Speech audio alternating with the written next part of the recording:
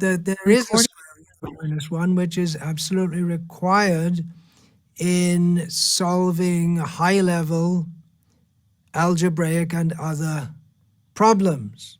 So if you tell children who have learned that there's a square root of minus 1, they'll just laugh at you. Ah, yeah, square root of minus 1. Hey, what an idiot to talk about that. They will be convinced that even to think there can be a square root of minus 1 is not sensible or rational. And that's true at a certain level, but it's true at a certain level of understanding that you should understand that there is no square root of minus 1, but at a higher level, this irrationality becomes required to explain certain phenomena within mathematics and within the universe.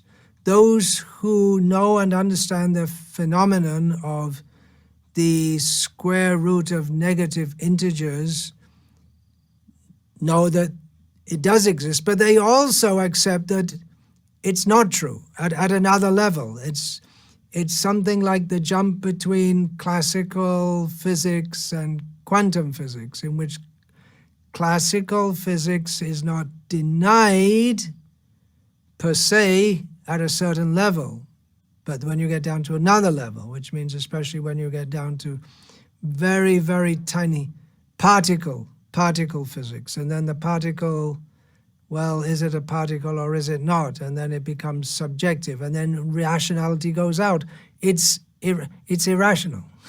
So though irrationality is there in higher level understanding of mathematics, or what would be seen to be irrational, to those who don't understand that simply rationality itself is not enough to explain everything, even materially, what to speak of spiritually. So those who are on the higher level can accept that there isn't a square root of minus 1. That's true, but it's also not true. It's true in a certain context, depending on the perspective that you are taking. Quite well known here in India is the story of the frog in the well, who thought he knew everything. Dr. Frog was a brilliant scholar, a genuine PhD. He lived at the bottom of the well, and he had no idea of everything beyond the well, just some little well in some country field, and he lives in a semi-dried up well so he can jump around at the bottom and catch the mosquitoes or whatever jumping around. And he knows everything. He knows the whole geography, history of the well, and he knows that nothing exists beyond the well because no one has ever seen anything beyond the well. And then another frog jumps in and says, "Hey, I was born in this well, but I managed to jump out and I went beyond, and hey, you guess what? I saw the ocean." "What's the ocean?"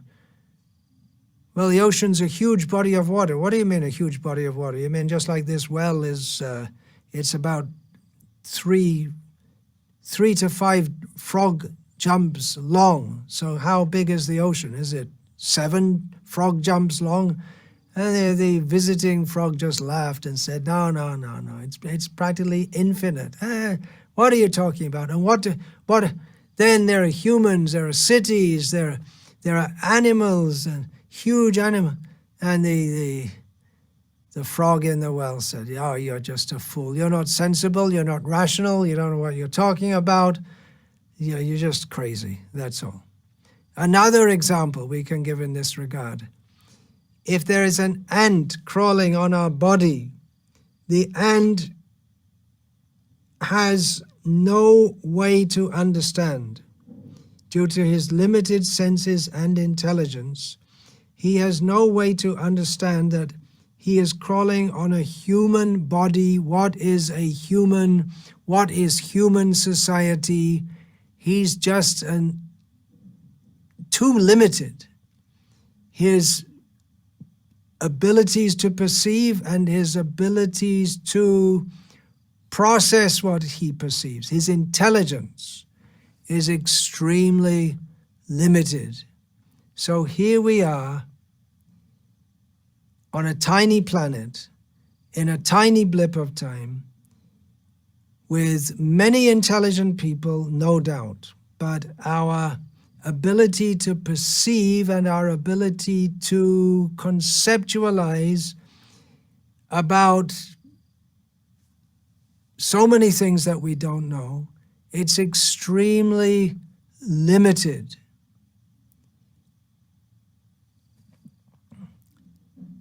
So what am I saying here? Basically, I'm saying that you who want to, in a very cheap way, knock Hinduism for being not sensible and not rational,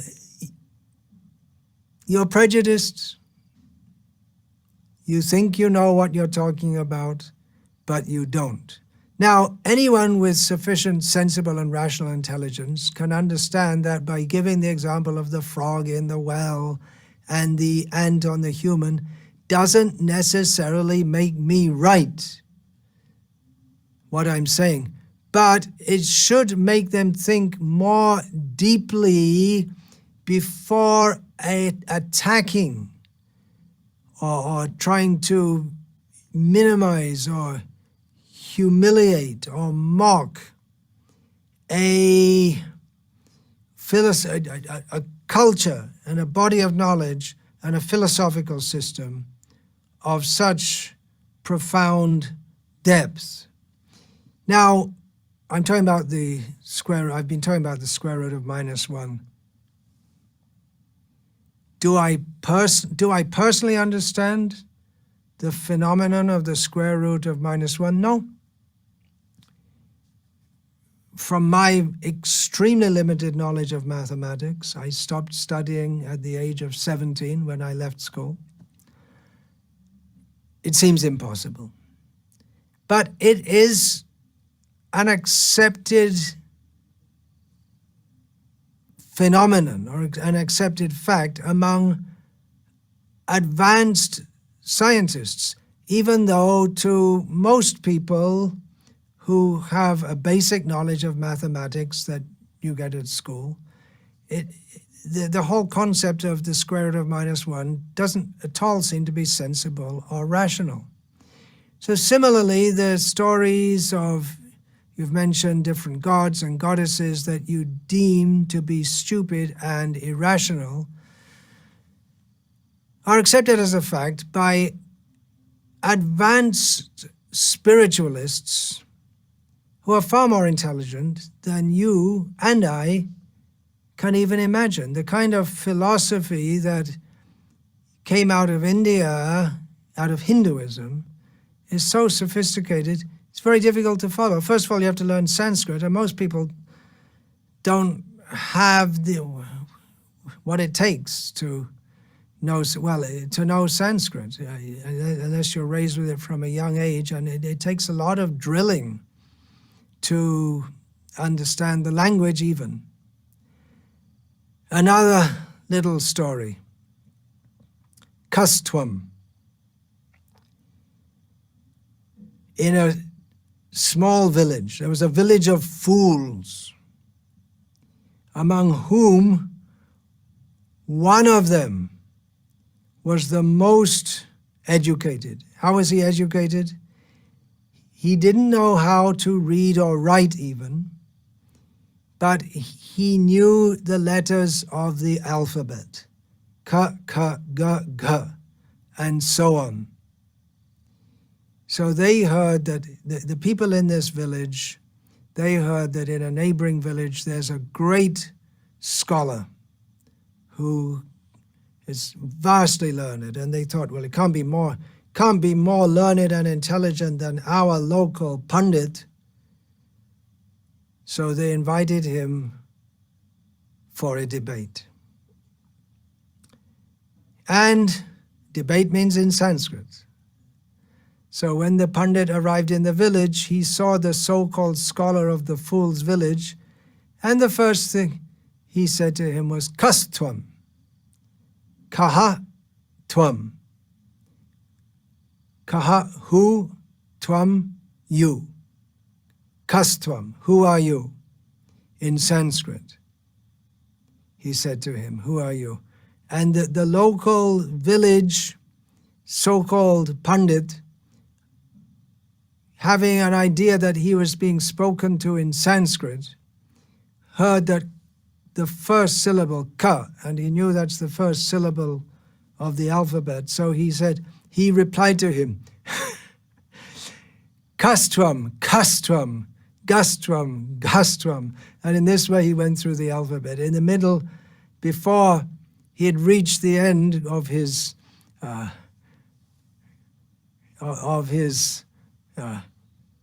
Tastwa,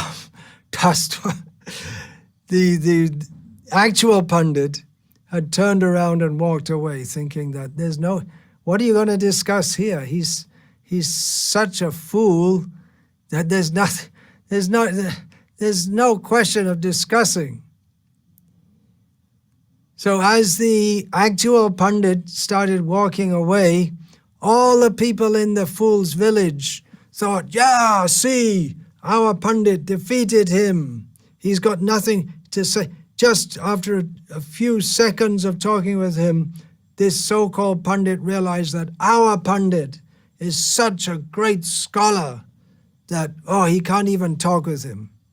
So the fools thought that because our so-called Pandit is so intelligent that the other person doesn't even want to talk with him, that they are victorious. You see, no one can talk with him. There are two kinds of people there are different kinds of people you can't talk with. Some people who are just pig-headed, obstinate, stubborn, unwilling to listen to any reasonable argument. Another kind is someone who's just vastly intellectually superior and knowledgeable. And another kind is someone who's so stupid that he can't even begin to grasp what you're talking about. So what was happening was that the people, their so-called Pandit was so stupid, you just can't talk with them. Just like you don't try to hold an intellectual debate with a child who's just learning to talk. But the fools thought, see, he knows so much. He's so great. So in the same way, I wasn't going to even reply to this tirade in the form of supposed to be intelligent questions that came over as points to ponder, due to the dictum, don't talk with a fool because other fools won't know the difference. They'll think that you're a fool. But some people may be a bit misled.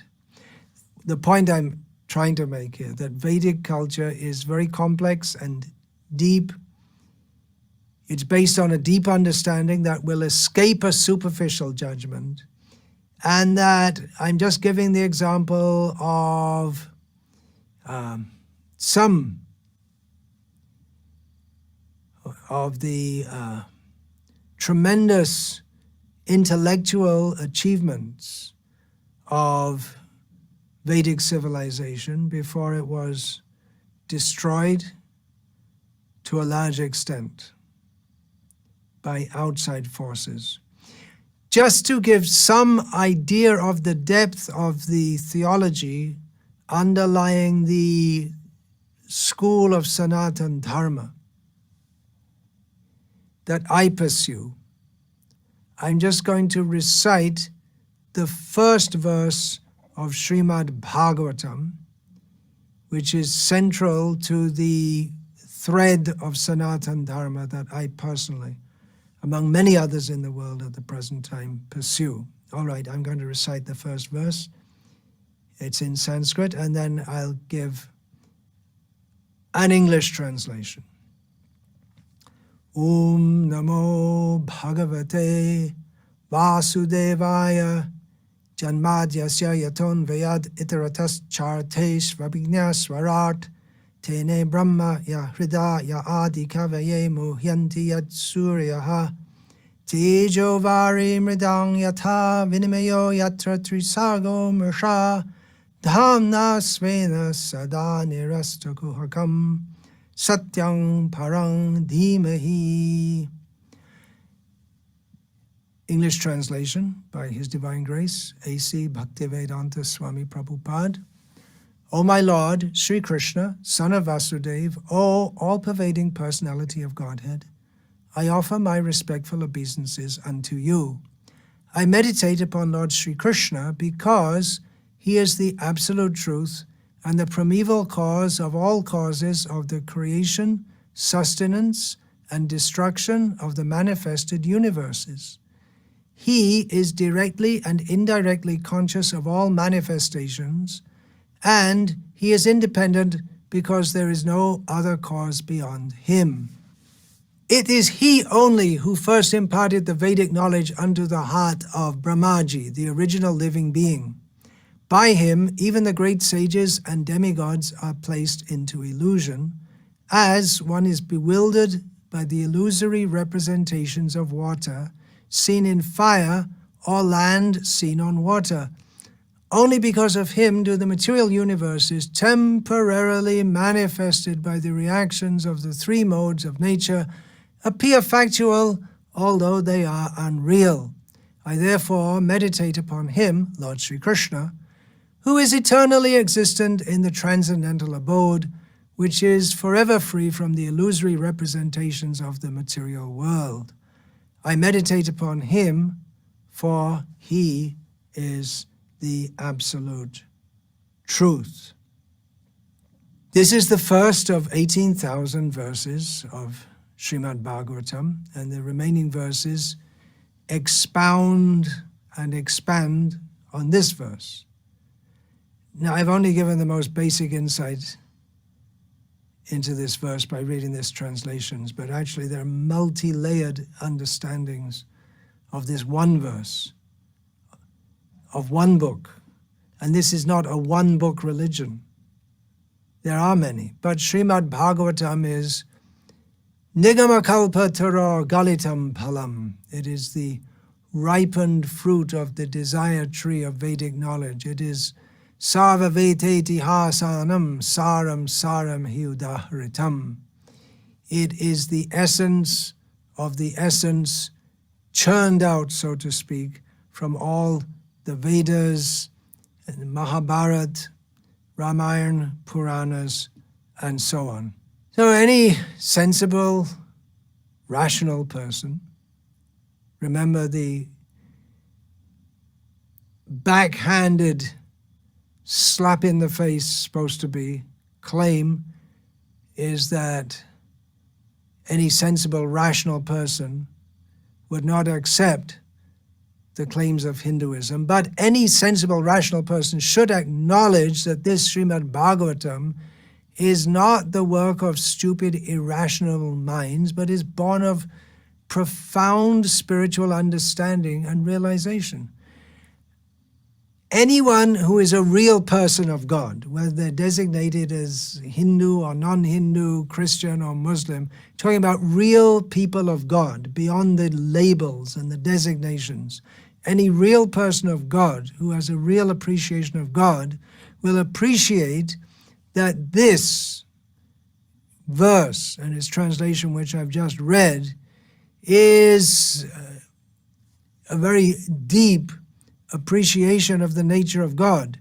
They should not, a real person of God will never denigrate such a glorification of God, let alone try to assassinate those who have dedicated their lives for coming closer to that God. Persons who want to denigrate or assassinate people whose attempt is to link their consciousness with this supreme God, such people, they may think that I'm doing what our God wants. I'm very pious, but they have no actual connection with God whatsoever. And it is very unfortunate that the fanatical proponents of a religion which prides itself being called the religion of peace